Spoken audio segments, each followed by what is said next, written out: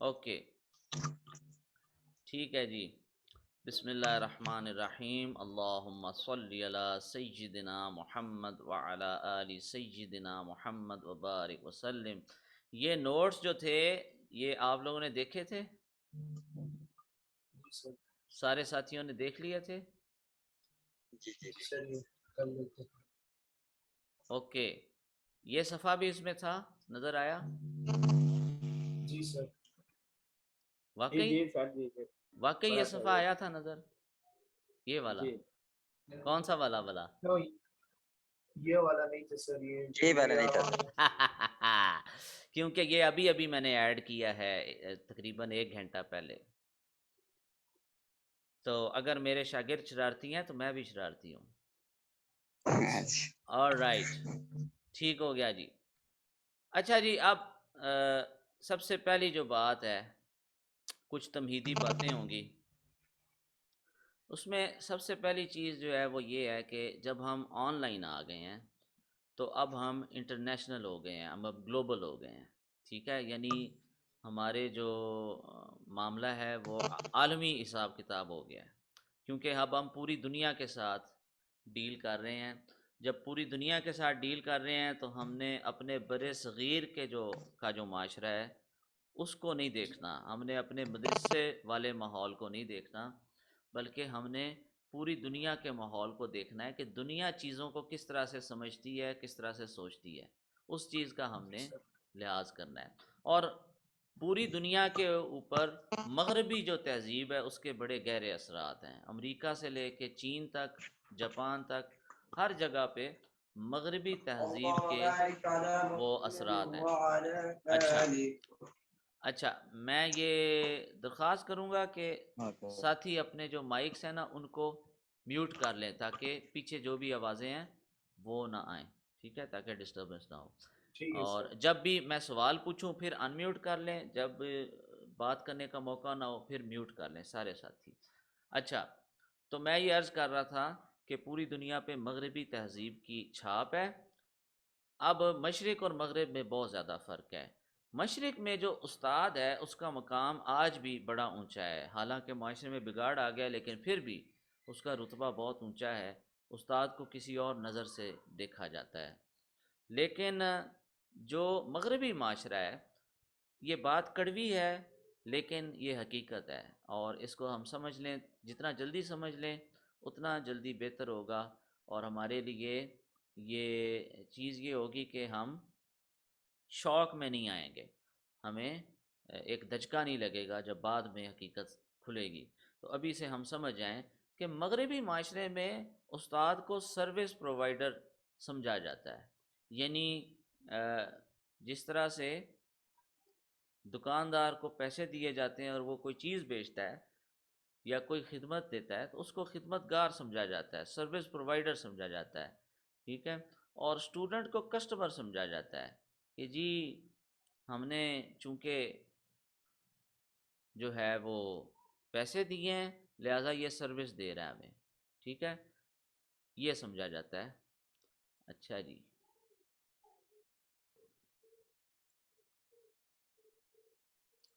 اب معاملہ یہ ہے کہ ہم نے ایک بیلنس کریٹ کرنا ہے. بیلنس کس طرح سے کریٹ کرنا ہے؟ ہم بالکل بھی جو مغربی بچے ہیں یا بڑے ہیں ان کو چھوٹ نہیں دے سکتے کہ وہ شوتر بے مہار جو مرضی کرتے رہیں، لیکن ہم بالکل بھی سختی نہیں کر سکتے اور اپنے ماحول کے مطابق ان سے توقعات نہیں رکھ سکتے کہ یہ ہو بہو جس طرح سے مدارس کے بچے ہوتے ہیں یا ہمارے علاقے کے ہوتے ہیں اس طرح سے یہ چلیں گے.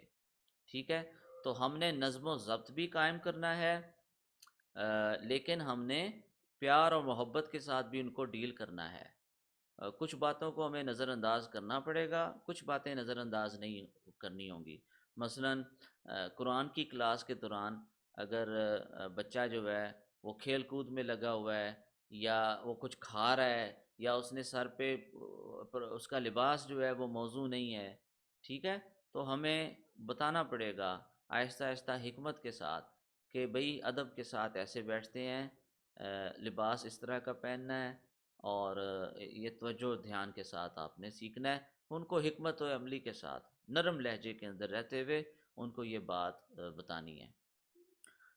دوسری بات یہ ہے کہ میں نے یہ چیز نوٹ کی، ہمارے اسکول کالج میں ایک ماحول ہے اوور آل، زیادہ تر مطلب ہے کہ ہر قسم کا بندہ ہوتا ہے، اچھے برے لوگ ہر جگہ ہوتے ہیں، مگر زیادہ تر ایک عام طور پہ اوپر ایک رویہ ہے کہ اگر کوئی شاگرد سوال پوچھ لے تو استاد اس پہ غصہ کر جاتا ہے، اور استاد سمجھتا ہے کہ شاید یہ میرا مذاق بنا رہا ہے یا میرا امتحان لے رہا ہے یا مجھے چھیڑ رہا ہے، حالانکہ اس شاگرد کے ذہن میں ہو سکتا ہے وہ بات نہ بھی ہو اور وہ جینون سوال پوچھ رہا ہو اس نے سیکھنے کی نیت سے، لیکن عام طور پہ اوپر اس کو ڈسکریج کیا جاتا ہے، اس کی حوصلہ شکنی کی جاتی ہے. لیکن مغرب کے اندر جو ہے معاملہ الٹ ہے. مشرق کے اندر ایک قسم کا جو ہے غلامانہ سوچ تیار کی جاتی ہے، یعنی یہ غلام ہے، ٹھیک ہے، اس طرح کا وہ ایک معاملہ برتا جاتا ہے. لیکن مغرب کے اندر سوچ بچار کرنے والے لوگ تیار کیے جاتے ہیں، وہاں پہ حوصلہ افزائی کی جاتی ہے کہ سوال پوچھو، اور وہاں پہ ایک ہر چیز کا تنقیدی جائزہ لینے کی عادت ڈالی جاتی ہے، بھی ہر چیز کو تنقید کی نظر سے دیکھو، یہ ان کو سکھایا جاتا ہے. تو ہم نے جو اپنا ٹیچنگ میتھڈ ہے، جو اپنا طریقہ کار ہے، جس طریقے سے ہم نے سکھانا ہے، اس میں ان کے مزاج کو ہم نے ذہن میں رکھنا ہے، ٹھیک ہے. تو دعوت کے اصولوں میں بھی یہ ہے کہ اگلے بندے کے مزاج کے مطابق اس کو ڈیل کرو. اچھا، اب باطل نے اپنا جو پیغام ہے وہ رنگین انداز میں دیا ہے، لہٰذا ہمیں بھی دین کو شریعت کے دائرے میں رہتے ہوئے دلچسپ انداز میں پیش کرنا پڑے گا، ٹھیک ہے. ہم اس کو خشک انداز میں، سنجیدہ انداز میں، روب والے انداز میں پیش نہیں کر سکتے، کوئی قبول نہیں کرے گا، تو ہمیں اس کو دلچسپ انداز میں کرنا پڑے گا. ایک اور چیز، ہو سکتا ہے آپ کو میرے سے اختلاف ہو، مگر میرا یہ ماننا ہے کہ ہم عربی کی جو اصطلاحات ہیں ان کی بجائے جو کانسیپٹ ہے، جو مقصود ہے، اس کے اوپر ہماری توجہ ہو، ٹھیک ہے. جو مدارس میں ہم نے اصطلاحات سیکھی ہیں ان کی بجائے کانسیپٹس کے اوپر توجہ ہم دیں. میں آپ کو ایک ایگزامپل دیتا ہوں، میں مثال دیتا ہوں ایک چھوٹی سی.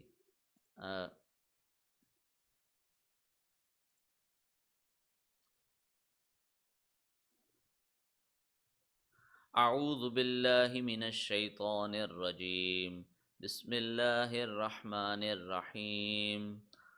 اتأمرون الناس بالبر وتنسون انفسکم وانتم تتلون الکتاب افلا تعقلون. صدق اللہ العظیم. تمام حضرات اپنے اپنے مائک جو ہے نا ان میوٹ کر لیں. مولانا علی صاحب، آپ سے میرا پہلا کوشچن ہے، کیا اللہ تعالیٰ قیامت کے دن یہ پوچھے گا کہ غنہ کس کو کہتے ہیں، یا اخفا کس کو کہتے ہیں، یا قلقلہ کس کو کہتے ہیں، یا پھر اللہ تعالیٰ یہ پوچھے گا کہ اس آیت کو صحیح تجوید سے صحیح اصولوں کے تحت پڑھا تھا یا نہیں پڑھا تھا، اس کا مطلب سیکھا تھا یا نہیں سیکھا تھا، اس پہ عمل کیا تھا یا نہیں کیا تھا، اور تمہارے عمل میں اخلاص تھا یا نہیں تھا، یہ پوچھا جائے گا، یا اللہ تعالیٰ ہم سے تجوید کے اصولوں کے ناموں کو پوچھے گا؟ جی، تجوید کے اصولوں کے بارے میں تو نہیں پوچھا جائے گا کہ کہاں پہ غنہ کیا نہیں کیا. ہاں، اللہ تعالیٰ نے کچھ اور پوچھنا ہے نا بھئی. اصل مقصد، میں جو بات کہنے کا میرا مقصد ہے وہ یہ ہے کہ بزرگوں نے جو بھی تجوید کے اصولوں کے نام رکھے، اصطلاحات رکھیں، وہ تھیں ہماری آسانی کے لیے کہ ایک دفعہ اصول سیکھ جائے شاگرد، اس کے بعد وہ جہاں جہاں پہ وہ اصول آ رہا ہے اس کو امپلیمنٹ کرے، ٹھیک ہے نا، اس کو نافذ کرے. یہی مقصد تھا نا. تو اب اس دور کے اندر لوگوں کی جو زبان تھی وہ عربی تھی، کیونکہ عرب چھائے ہوئے تھے، ٹھیک ہے. عرب سائنس کے اندر آگے تھے، جہاد کے اندر آگے تھے، نظم و ضبط کے اندر آگے تھے، ہر چیز میں آگے تھے، اور آج کل کی جو خرافات ہیں ان میں مبتلا نہیں تھے. تو عربی زبان چھائی ہوئی تھی، مدارس میں بھی وہی زبان تھی، دفتری زبان بھی وہی تھی، عام لوگ بھی اس کو جانتے تھے، لہٰذا انہوں نے وہ اصطلاحات بنائیں، ان کے نام رکھے اور ان کو سکھایا جانے لگا. مگر جب ہم ایسے لوگوں سے ڈیل کر رہے ہیں جو عربی کو نہیں جانتے، جو اردو کو بھی نہیں ٹھیک سے جانتے، تو ہمیں کانسیپٹس کے اوپر توجہ دینی چاہیے بجائے اس کے کہ ہم لمبی چوڑی اصطلاحات کے اوپر جائیں. ہاں، ضرورت کے تحت تو اصطلاحات ہم استعمال کریں گے، لیکن جس کو آپ کہتے ہیں نا بہت گہری اصطلاحات میں جانا، یعنی دانتوں کے عربی نام، اس کا انگریزی جاننے والوں کو اس طرح سے سمجھ نہیں آئے گی، یا وہ پریشان ہو جائیں گے اگر ہم ایسا کریں گے. تو زبان کے یا منہ کے حصوں کے عربی کے اندر جو نام ہے، اس میں شاگرد پریشان ہوگا. مولانا علی صاحب، کیا آپ کو میری بات سمجھ آ رہی ہے؟ آپ ایگری کر رہے ہیں؟ جی سر بالکل. اچھا، باقی قاری عدن صاحب اور محمد حمزہ صاحب، حسن، آپ کا کس بارے میں کیا کہنا ہے؟ میری بات آپ کو کلک کر رہی ہے؟ سمجھ آ رہی ہے سر، بالکل اچھا کلیئر آ رہی ہے. اچھا، تو جو بات میں کر رہا ہوں آپ اس سے اختلاف کر رہے ہیں یا اتفاق کر رہے ہیں؟ اتفاق کر رہے ہیں. اچھا اچھا، اتفاق کر رہے ہیں. ٹھیک ہے. اگر آپ اختلاف کرتے تو پھر میں نے حملہ کرنا تھا لیکن نہیں. اچھا جی، آپ دیکھیں، چیز یہ ہے، میرا یہاں پہ مقصد ہے تجوید کو انگریزی میں کس طرح سے پریزنٹ کرنا ہے، اور ٹیچنگ میتھڈز، ماڈرن جدید ٹیچنگ میتھڈز کیا ہیں. باقی ضروری نہیں ہے کہ میری ہر بات سے آپ اتفاق کریں اور میری ہر بات کو آپ لے لیں، ٹھیک ہے؟ وہ آپ نے اپنے علم اور اپنی حکمت کے مطابق جو بہتر آپ کو لگتا ہے، جو چیزیں آپ کو صحیح لگتی ہیں وہ لے لیں، جو چیزوں سے اختلاف ہے ان کو آپ نہ قبول کریں. میرا تو کام یہاں پہ قاری حضرات کو تجوید سکھانا نہیں ہے، میرا مقصد یہاں پہ انگریزی زبان کا ہے کہ بھئی انگریزی زبان میں آپ نے جدید انداز میں پریزنٹ کیسے کرنا ہے، یہ ہے اصل چیز. اچھا جی، تو دعوت اس زبان میں دی جائے جو اگلے بندے کو سمجھ آتی ہو، اور دل کی دنیا آباد کرنے کے ساتھ ساتھ عقل و دانش کی دنیا کو بھی روشن کرنا ضروری ہے. یعنی ہم دلیل سے بات کریں. اگلے جو مغرب کے لوگ ہیں وہ دلیل مانگتے ہیں، تو ہم ایسے نہیں ہوگا کہ استاد بولتا رہے شاگرد سنتا رہے، بلکہ وہ دلیل مانگیں گے، ہمیں دلیل دینی پڑے گی. اچھا استاد شاگرد کی نفسیات کو سمجھ کر ٹیچنگ میتھڈ کا تعین کرتا ہے. ہر شاگرد پہ ہر اصول یا ہر ٹیچنگ میتھڈ لاگو نہیں ہوتا.